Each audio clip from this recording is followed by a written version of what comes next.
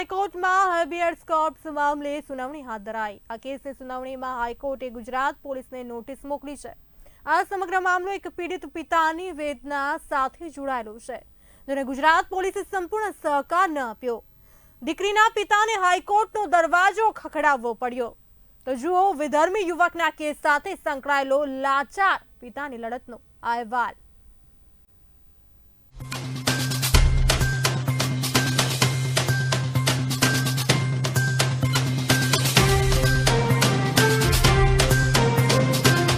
ગુજરાતમાં ગુનેગારો સામે એક તરફ લાલ આંખ કરવામાં આવી છે।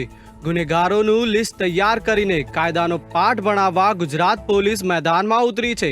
પંચમહાલના ગોધરામાં ડીજીપી વિકાસ સહાયની અધ્યક્ષતામાં 8,374 રીઢા ગુનેગારોનું લિસ્ટ તૈયાર કરીને 100 દિવસના એક્શન પ્લાનની સમીક્ષા કરવામાં આવી છે। ત્યારે હાઈકોર્ટમાં હેબિયસ કોર્પસના કેસની સુનાવણી થઈ છે।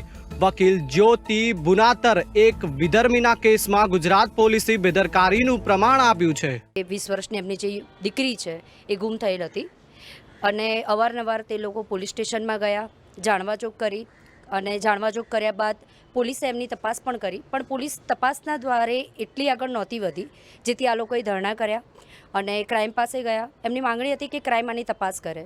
ધરણા કરવાથી એક ફાયદો એમને થયો કે ક્રાઇમની તપાસ કરી।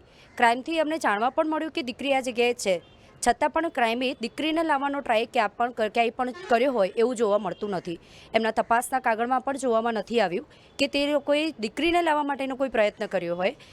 બસ કાગળ દ્વારા બતાવવામાં આવ્યું છે કે અમે પ્રયાસ કરેલા છે, પણ આગળની કાર્યવાહી ન કરતાં તેઓ મારી પાસે આવેલા અને ત્યારબાદ અમે હેબિયસ કોર્પસ હાઈકોર્ટમાં કરી અને ગઈકાલે એની સુનાવણી હતી અને ત્યારબાદ અમને જ્યારે અમે રજૂઆત કરી ત્યારે એની નોટિસ મૂકવામાં આવી છે અને આગળ બિહાર પોલીસ અને અમદાવાદ પોલીસને એની નોટિસ મોકલવામાં આવી છે, જેથી નેક્સ્ટ હિયરિંગ ડેટમાં છોકરીને લાવવામાં આવશે। ગુજરાત પોલીસ એક બાજુ ગુનેગારોને કાયદાની ભાષા સમજાવવાની વાત કરે છે, જ્યારે બીજી બાજુ કાયદાની ફરજ નિભાવવામાં અસમર્થ હોવાનું પુરાવાર થયું છે। વિધર્મી કેસમાં પીડિતાના પિતાએ ધરણા કરવાની ફરજ પડી। પોલીસે પીડિતાની વાત તો સાંભળી, પરંતુ ન્યાય અપાવવામાં કમર કસી નહીં, જેને કારણે ગુજરાતની દીકરી બિહારમાં વિધર્મીના ચુંગલમાં ફસાઈ છે। અમારી છોકરી આજે 4 મહિના થઈ ગયા જતી રહી છે, બરાબર। અમને શંકા છે કે અમારી છોકરી બરોડા રેલવે સ્ટેશનથી બી અન્ય જ વ્યક્તિ વેઇટિંગ રૂમમાં અમારી છોકરીને લઈ ગયા છે, બરાબર।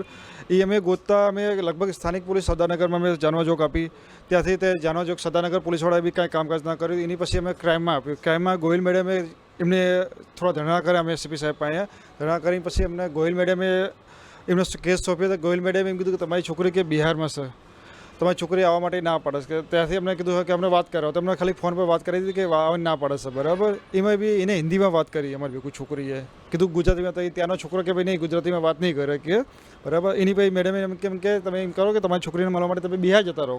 તમે અમારી છોકરીને મળવા માટે બિહાર ગયા ત્યાંથી ત્યાંની પોલીસવાળો કે ભાઈ તમે આ કેમ કે તમારી છોકરી તમને મળવાની ના પાડે છે, બરાબર।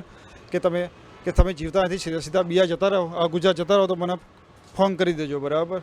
સાહેબને અમે રજૂઆત કરી કે સાહેબ આ કેસ ક્રાઇમમાં સોંપો। સાહેબે ક્રાઇમને કેસ સોંપ્યો બી કર્યો। ગોહિલ મેડમે એમને 1 મહિનામાં ગોતી બી દીધી અમને છોકરીને, પણ ત્યાંથી બસ મેડમ અમારાથી છૂટવા જ માંગતા હતા કે ભાઈ તમારી છોકરી આવવાની ના પાડે છે, બરાબર। એની પછી અમે જાણે કે અમે કલ્પેશભાઈને કીધું, કલ્પેશભાઈ કે સારું કે આપણે હેબિયસ કોર્પસ કરવી। હેબિયસ કોર્પસ કરી અમે લોકોએ આ જ્યોતિબેન અમારા જે એડવોકેટ છે એમને અમને હેબિયસ કોર્પસમાં અમને સક્સેસ મેળવ્યું।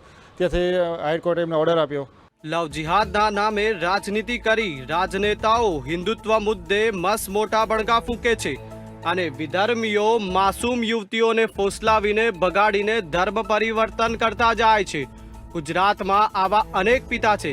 સરકાર જેની વેદના તમારી પોલીસ નથી સાંભળતી, સંપૂર્ણપણે ન્યાય નથી આપી શકતી, ત્યારે ચોક્કસ રણનીતિ ઘડશે સરકાર? જનતા કરે છે સવાલ।